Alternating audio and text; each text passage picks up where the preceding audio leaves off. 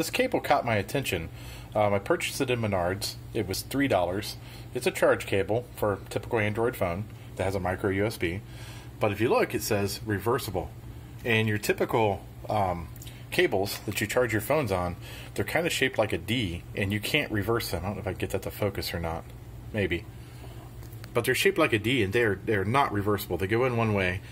And there you go. They're kind of like a regular USB plug. You plug them in upside down, they don't fit. You flip them over, you plug them in, and it's okay. And some of them are kind of textured on one side, so you know what's the top and what's not. But this one, you're supposed to be able to plug in upside right or upside down in a standard micro USB port. So I thought it was kind of cool. I don't know if it's any good or not. Typically with these flat cables, I don't have any luck with the amount of amps I can push through them.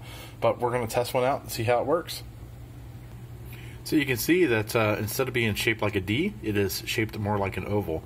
So theoretically, you should be able to plug it into the port upside right or upside down, or in this case, there is no upside right or upside down. So here is a battery pack with a standard port. And see how it's shaped like a D.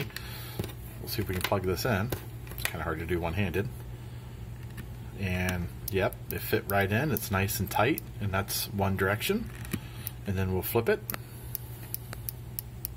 So now it's upside down or upside right, or in this case, an upside down or upside right, and it's tight. So yes, you can plug these in. Actually, that's really tight, both directions. So that's kind of cool. It's something different. Now we'll check and see if it'll actually handle the current. This is a battery pack that'll take as much as you can sit into it. It's made by Anker.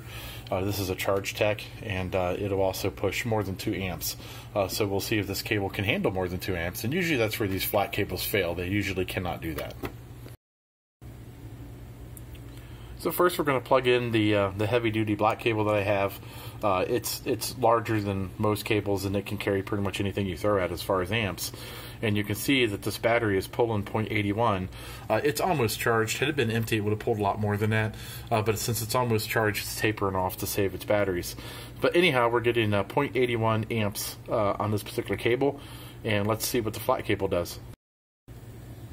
And as I expected, it's getting 0.74. It's bouncing a little bit. The battery is probably talking to the charger, but regardless, it cannot pull the 0.81 that the other cable was pulling. So if this battery was pulling a full 2.0, there's no way this cable could handle it, and it would just restrict the charging time. So again, as I expected, the flat cables are usually not nearly as good as a high-quality cable. It was only $3.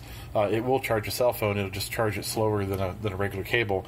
But it is kind of cool that you can rotate this plug either direction, and it'll work just fine. I do like that. But overall, it's okay. It's worth $3, but it's not a high-end cable.